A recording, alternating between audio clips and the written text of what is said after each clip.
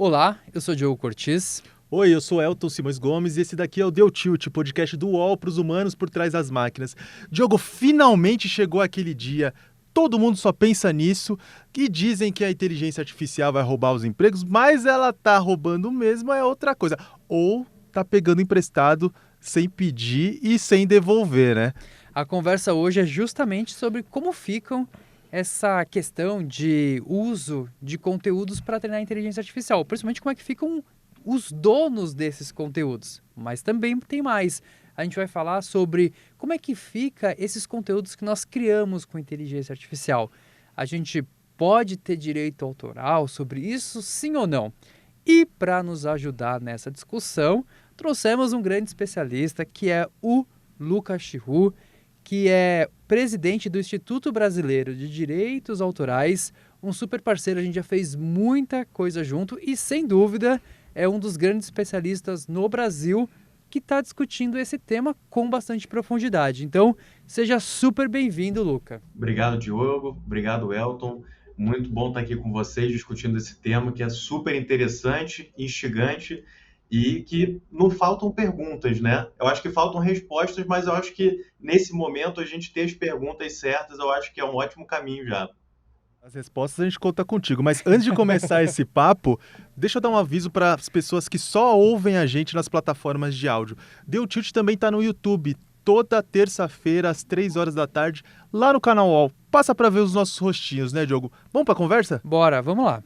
Lucas, é o seguinte, como é que você classifica, ou como tem se classificado dentro da comunidade que analisa os direitos autorais de conteúdos usados pela inteligência artificial no treinamento e na preparação dela?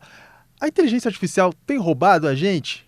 Ou tem sido feito um uso indiscriminado que está ali no limbo, numa parte meio cinzenta? Ótima pergunta. Essa eu acho que é uma das perguntas centrais, inclusive no direito autoral hoje, né?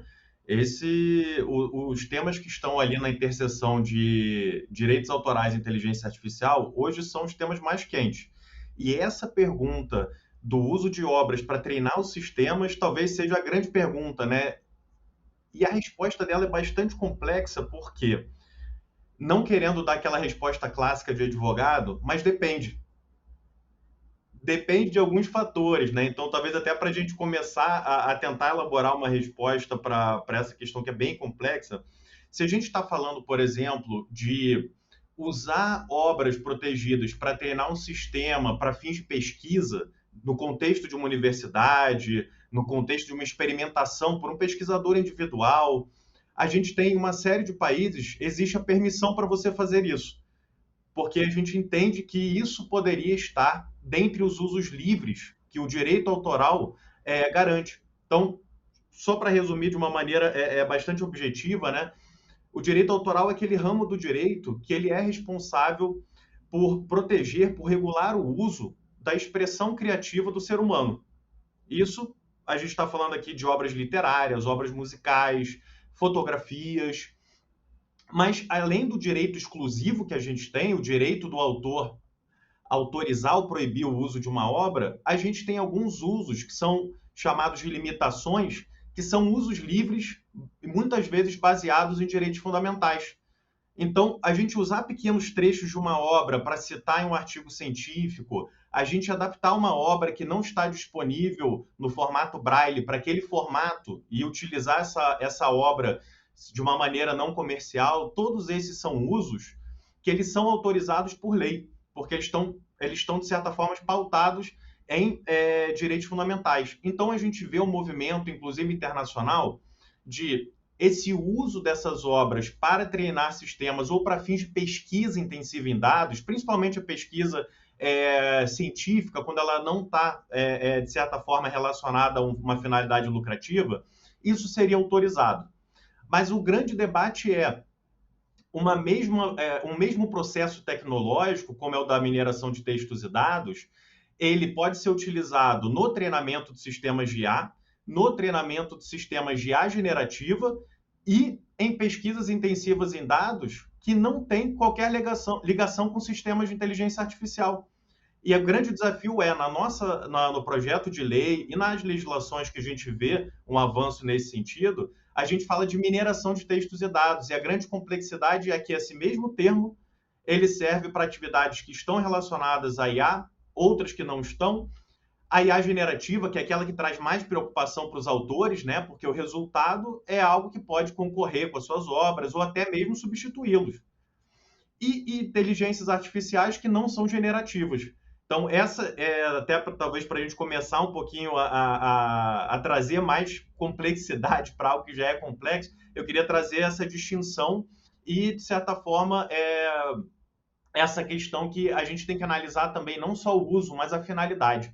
Qual é o propósito daquilo? Ô, Luca, tudo bem. Você me disse que depende da situação, é roubo, e você me disse uma situação que não é.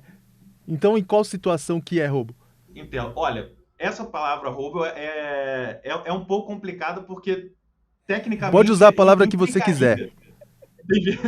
implicaria uma violência ou uma grave ameaça, mas o que a gente poderia falar seria uma violação de direito autoral se fosse um uso que demandaria autorização, mas a gente não tem autorização. Então, a grande pergunta que a gente tem hoje é para esses sistemas, esses grandes modelos que são disponibilizados comercialmente, né, de IA generativa, porque aí a gente tem o seguinte cenário, né? A gente tem um cenário em que hoje esses modelos, eles são sofisticados, eles são capazes de nos dar vídeos, músicas, imagens bastante realistas ou que se passariam facilmente por algo criado por humano.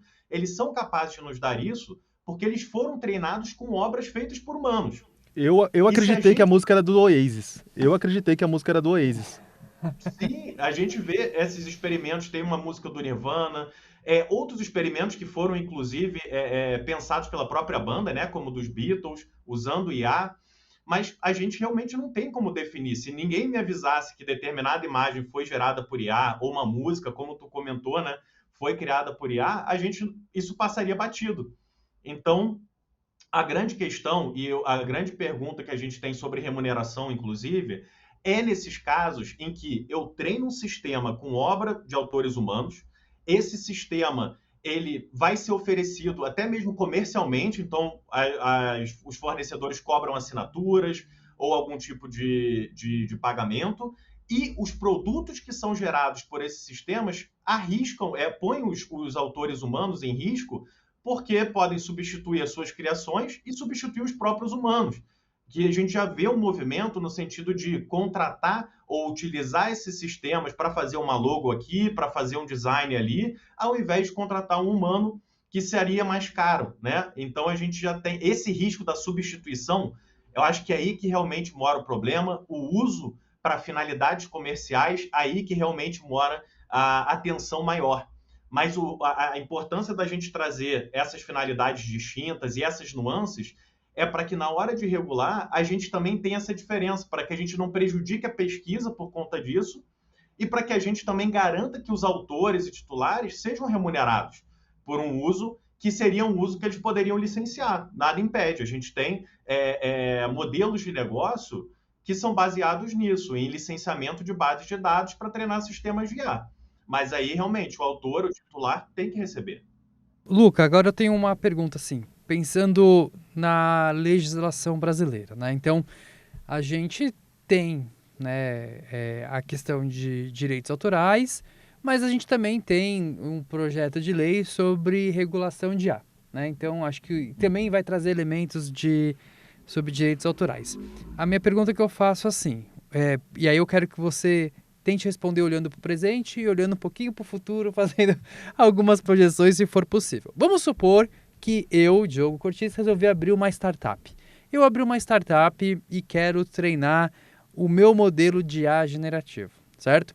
E aí eu vou começar a fazer scrapping de um monte de conteúdo, certo? Eu vou pegar livros, eu vou pegar os textos e não vou pedir licença para ninguém. A minha pergunta é, hoje, perante o que temos da legislação, eu poderia fazer isso ou eu estaria violando direitos autorais, né? Então, para criar uma IA generativa comercial, sabe? Eu vou criar uma IA que as pessoas vão poder entrar, vão pedir textos e tal.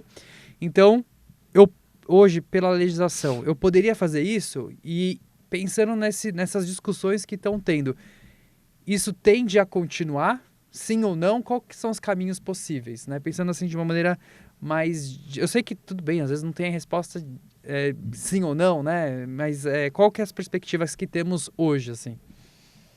Perfeito. Pô, é uma ótima pergunta. E nessa hipótese, né, Diogo, do desenvolvimento de um IA comercial, é, a gente vê a situação que a gente tem hoje na lei, desconsiderando o que a gente tem no PL, né, é uma situação de incerteza jurídica, de insegurança mesmo, tanto para quem quer desenvolver IA comercial, quanto para quem quer fazer pesquisa.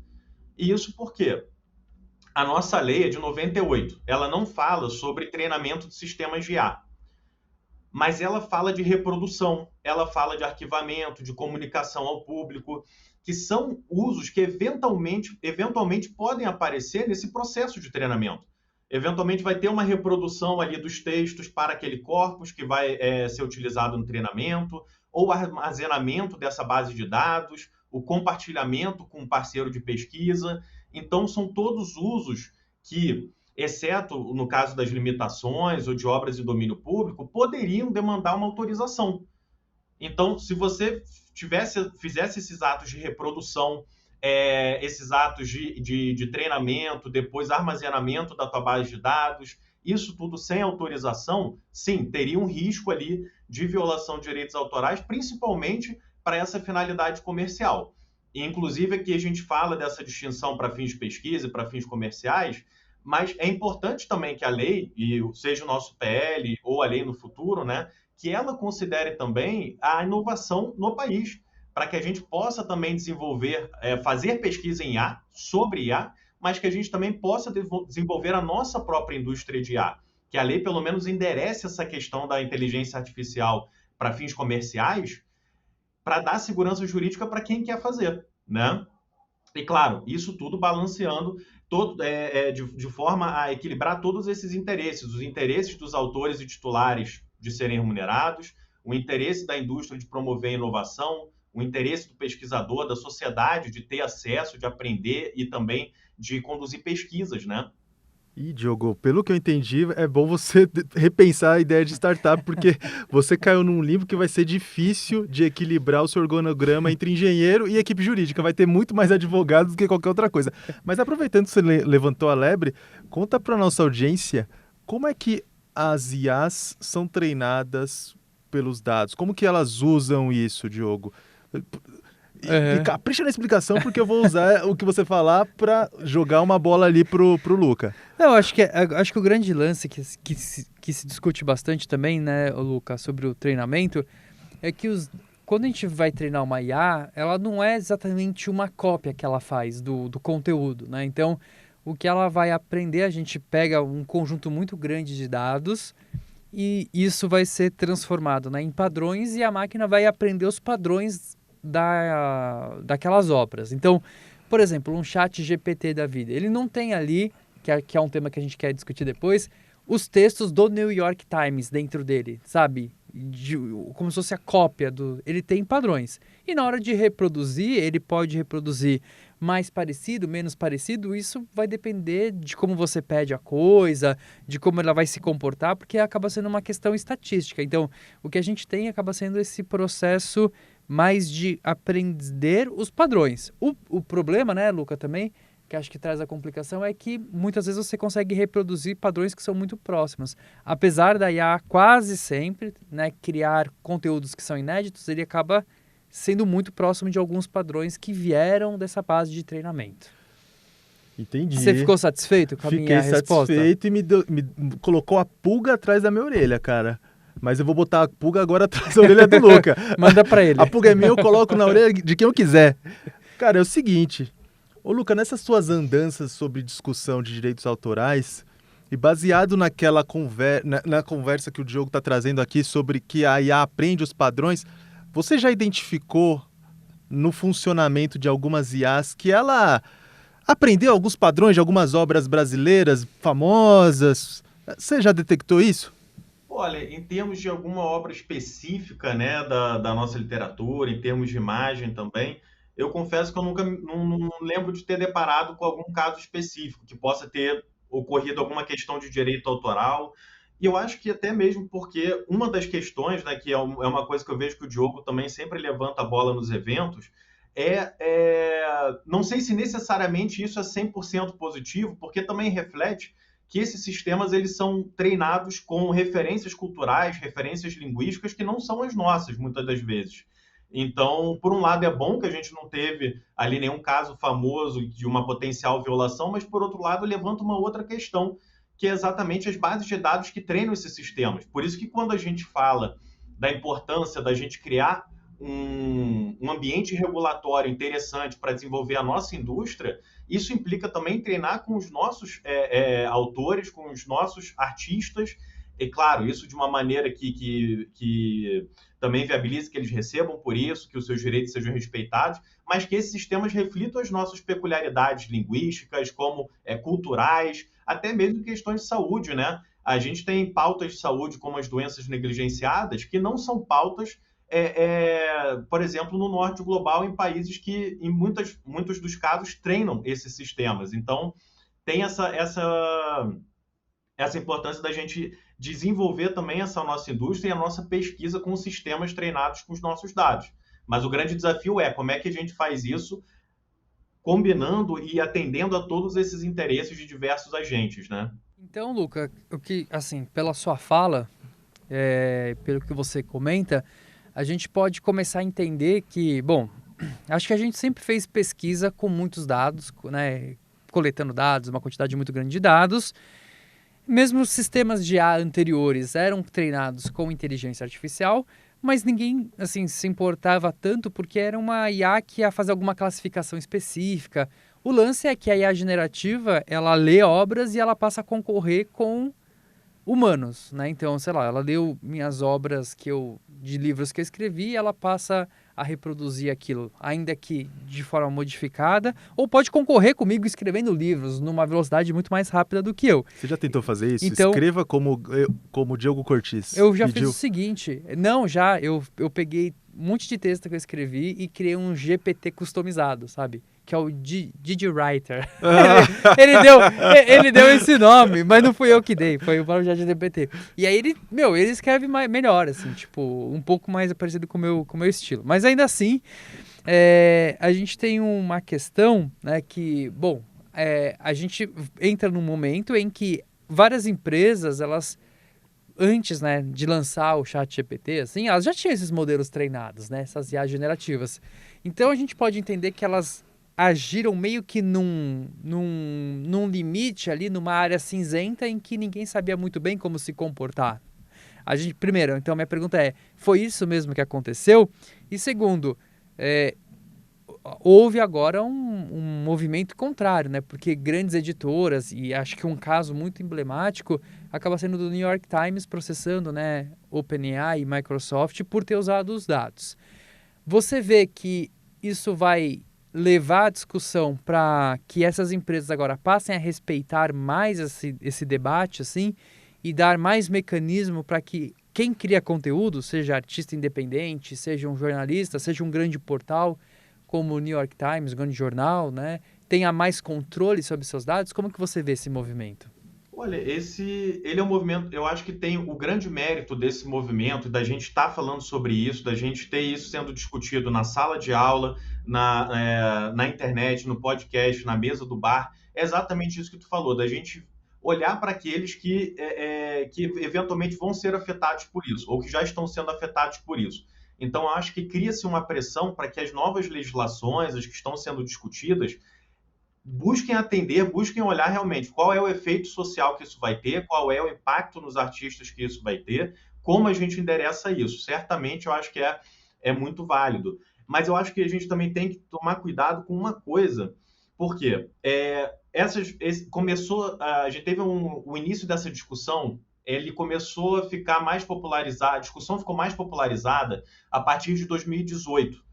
A gente teve a discussão ali no Japão, na União Europeia, Estados Unidos teve um caso ou outro que falava sobre isso, e aí a gente começa a ter uma mudança nas legislações com mais frequência a partir de 2018 tratando sobre isso. Como você bem colocou, Não teve nada específico em termos de tratados internacionais, foi só uma questão que a gente, em 2019, teve a diretiva da União Europeia, que fala sobre mineração de dados, e isso realmente expande muito a discussão, a toda aquela questão do efeito Bruxelas, né? Mas também outras legislações que, não 2018, mas naquela época também começaram a ser alteradas. O do Japão também é muito conhecida, e mais ou menos naquele período a gente teve casos judiciais nos Estados Unidos. Então, meio que essa discussão sobre mineração de dados e treinamento de IA começou a bombar um pouco mais na literatura, também nos legislativos. E se por um lado isso é bom, porque a gente começa a trazer luz para questões que são importantes, por outro lado, um receio que a gente tem é da gente pensar numa legislação, numa regulação reativa a esses grandes modelos de IA generativa. Porque, como o Diogo já falou, eles já treinaram, claro, é necessário ali um constante treinamento, mas o grosso já foi feito por eles. Eles já assumiram uma posição de liderança e de dominação ali daquele mercado, e que é muito difícil um competidor entrar. Então, se a gente cria uma legislação reativa a isso e bastante restritiva, a gente vai afetar muito mais aqueles que querem entrar, ou seja, o desenvolvimento de outros players no mercado, o desenvolvimento de uma indústria nacional, e acaba só consolidando a posição desses grandes que já estão ali, que já treinaram nesse cenário de incerteza jurídica. Então, eu acho que as duas coisas têm que ser avaliadas no momento da gente pensar no impacto da difusão desse assunto, o impacto da popularização desse assunto, que a gente tem que falar sobre isso, a legislação tem que olhar para essas pessoas, mas, ao mesmo tempo, a gente tem que tomar cuidado para a gente também não criar algo restritivo que não vai impactar nos grandes que já estão dominando o mercado, mas sim naqueles que querem desenvolver e nos países em desenvolvimento, que são hoje consumidores de tecnologia e que, se a gente não pensar num panorama regulatório interessante, vão continuar sendo. A gente nunca vai ser o fornecedor de tecnologia, o titular da tecnologia, né? Pelo que eu entendi, então, as discussões deveriam migrar mais para um lado mais concorrencial e menos regulatório? É uma questão, isso é um ponto interessante, Elton, porque a gente discute no direito autoral, por exemplo, a questão da remuneração. E muitas vezes uma remuneração que o argumento, a justificativa, é uma justificativa de concorrência, né? Como a gente tem falado. A concorrência que esses sistemas criam com as obras humanas, com os criadores humanos. E a gente começa a ver um movimento, por exemplo, na literatura, um movimento nos debates, no seguinte sentido, gente. Será que é o direito autoral que vai resolver isso tudo? Ou a gente também tem que olhar para a lei trabalhista, tem que olhar para a regulação da concorrência, para a gente realmente endereçar essas questões em ambientes que elas podem ser endereçadas. Porque eu particularmente não sei se o direito autoral consegue resolver tudo, consegue resolver a concorrência, a remuneração, os aspectos efetivamente tecnológicos de como implementar um opt-out, de como implementar uma transparência. Por isso que eu acho que essa questão, ela primeiro não vai ser resolvida só dentro do direito, a gente precisa dessa discussão com técnicos, com o pessoal do direito, com o pessoal das ciências sociais, e também, mesmo dentro do direito, não seria só no direito autoral, mas ela começou muito concentrada no direito autoral, né? Qual?